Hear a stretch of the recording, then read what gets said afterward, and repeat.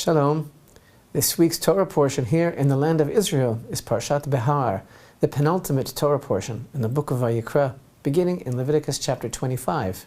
If you are living outside the land of Israel, you will be reading Parashat Emor this week. This disparity, wherein the Jews of the land of Israel are one portion ahead, is a result of the observance of the extra day of Passover in the diaspora, and it will continue until the Shabbat of the 2nd of Av, August 3rd, when our brethren outside the land of Israel will read the double portions of Matot and Maseh in the book of Numbers, and we'll all be reading Parashat Devarim together the following Shabbat. So, you recall that our book of Vayikra, the very heart of the Torah, began with a call that preceded everything, a still small voice, and he called to Moshe, first words of Parashat Vayikra, an intimate and personal call emanating from the tent of meeting, which could only be heard by Moshe, with that small aleph, signaling that Moshe had no ego to get in the way, to interfere.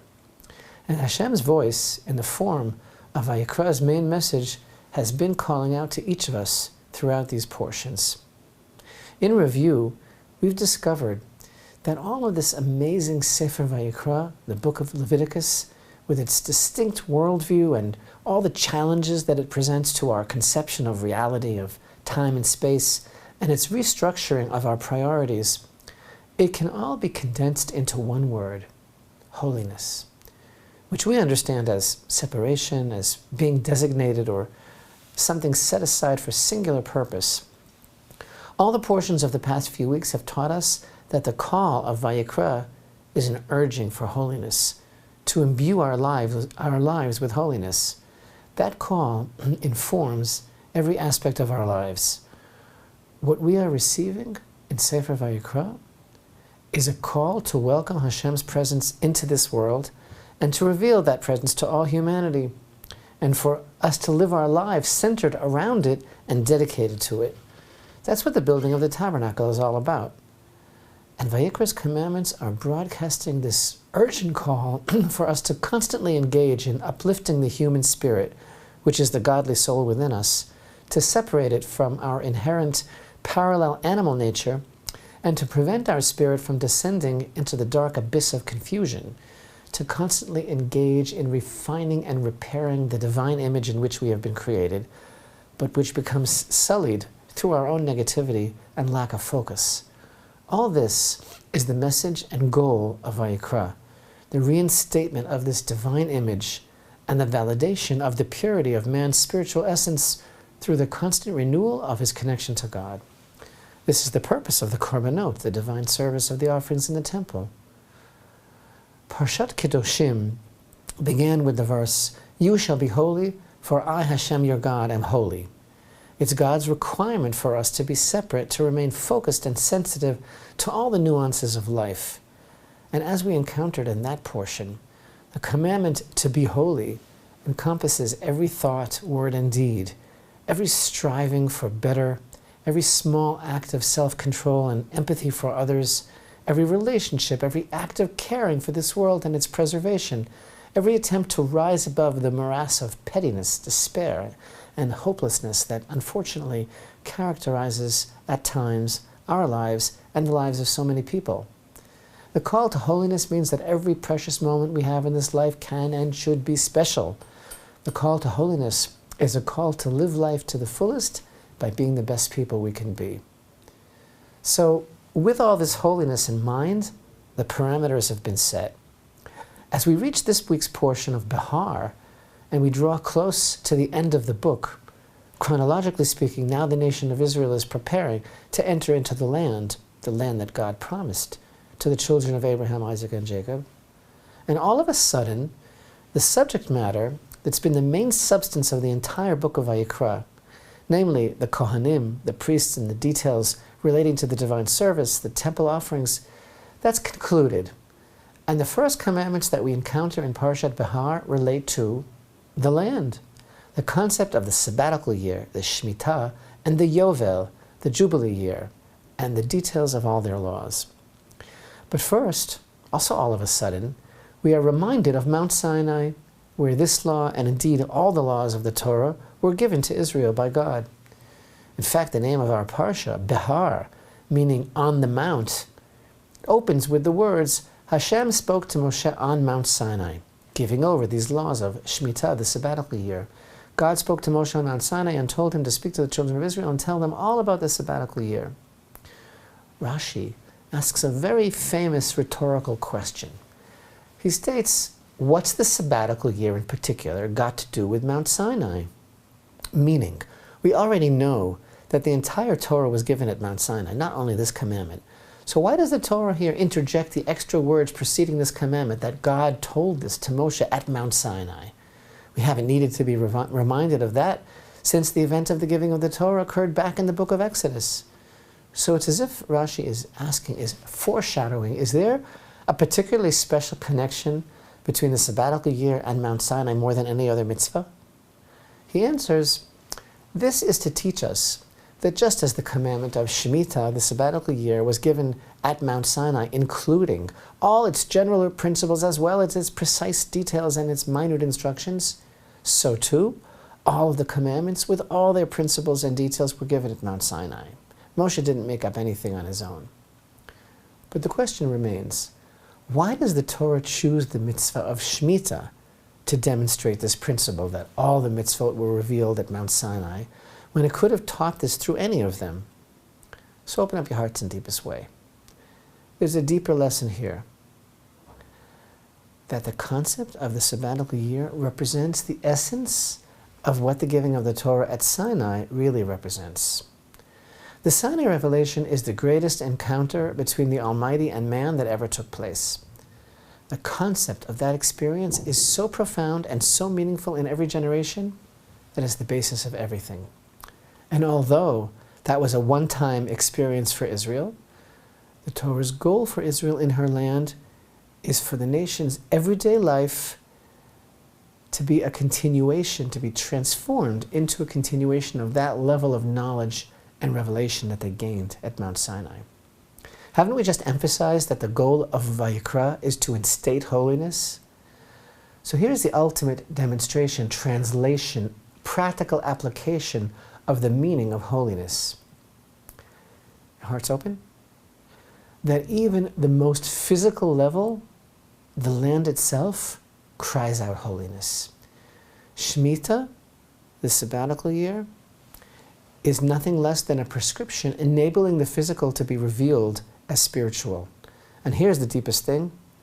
Rashi essentially is saying, why was the sabbatical year used by the Torah as the example that all the commandments were given at Mount Sinai? Sinai is mentioned specifically in regard to the sabbatical and jubilee cycle because going into the land and living a life of obeying God's commandments and honoring the land becomes the extension of the Sinai experience as permanent reality. To live in the land and observe its rest cycle is to perpetuate the Sinai thunder that resounds with the sound of God proclaiming, I exist and I am here.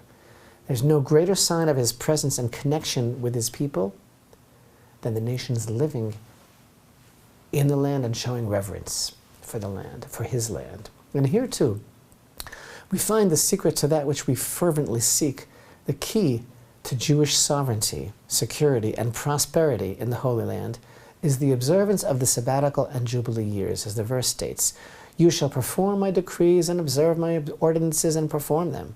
Then you shall dwell securely on the land. The land will give its fruit, and you will eat your fill. You will dwell securely upon it. Chapter 25, verses 18 and 19. And we read here in chapter 25, during the sabbatical year, the land is to observe a Shabbat. It's not to be worked. When you come into the land that I give you, the land shall observe a Sabbath rest for HaShem. For 6 years you may sow your field, and for 6 years you may prune your vineyard, and you may gather in your crop. But the 7th year shall be a complete rest for the land, a Sabbath for HaShem.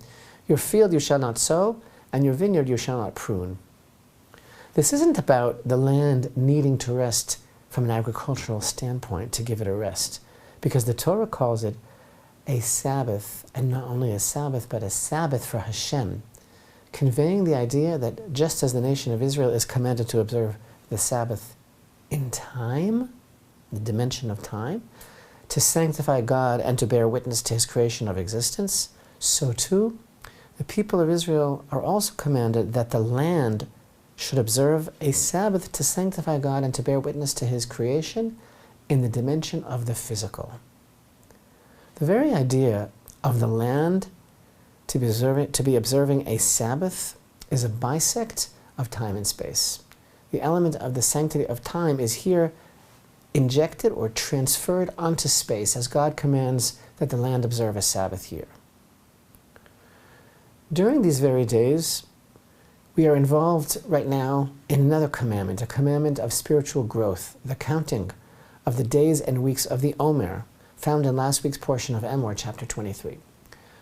These weeks of the Omer lead to the festival of Shavuot, commemorating the giving of the Torah at Mount Sinai, the Sinai revelation. And the Sinai revelation is so much more than an event.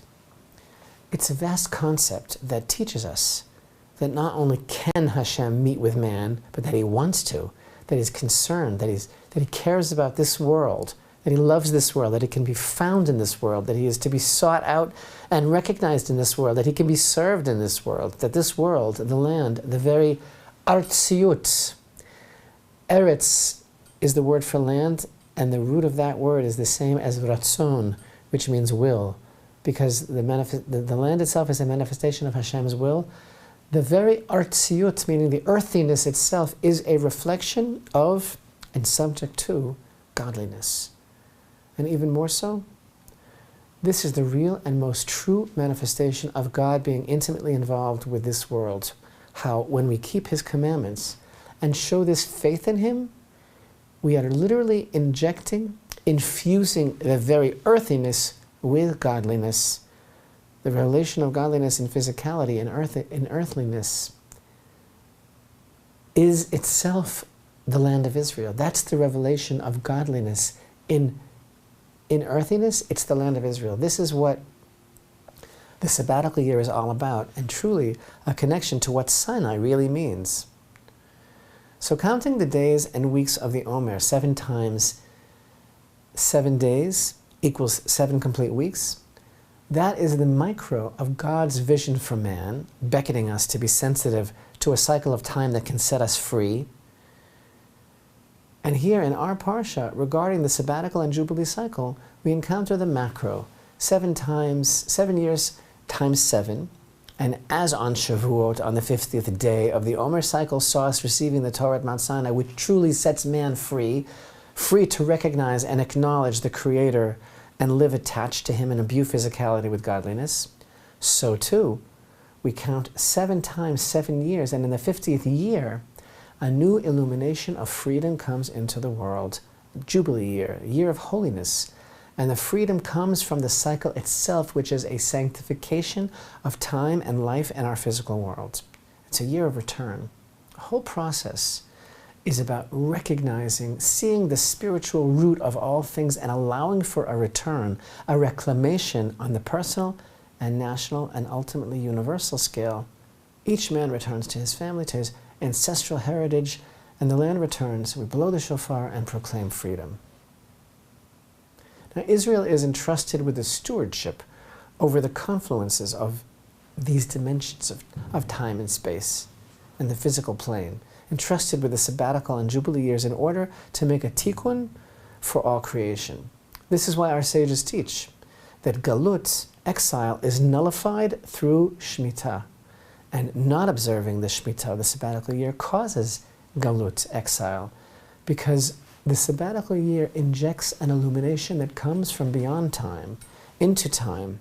We're commanded that the land shall rest, because this rest connects the land itself with its own life force. The root and source of its rest is the godliness that's found in the physicality. You have to understand, Israel's connection to the land of Israel is unlike the connection of any people to its land. Unlike the connection of any people to any land. Israel's connection to the land of Israel is alive. It's alive. It's like their own life pulses through the land. They are connected like one living unit. In fact, the land only truly lives and thrives when they are living there. witnessed the historical testimonies that describe the barrenness of the land, dating to periods when, due to the exile, Jews were forced to leave the land and Jewish presence was minimal. Our sages emphatically state that when the land of Israel gives forth its fruit, this is a direct expression, a revelation of the Geula, the redemption. The corpse of the land awakens from its slumber and begins new life and bears fruit. There's no greater sign that the redemption is at hand, as the verse states. Ezekiel chapter 36 and verse 8. But you, O mountains of Israel, shall shoot forth your branches and yield your fruit to my people Israel, for they are soon to come. And as Rashi cites on this verse, when the land of Israel yields its produce in abundance, then the end will be near, and no sign of the end of days could be more clear. And we, in our generation, have merited to witness this powerfully simple and revealed miracle in our days with our very own eyes. The unique connection between the land, the people, and the God of Israel.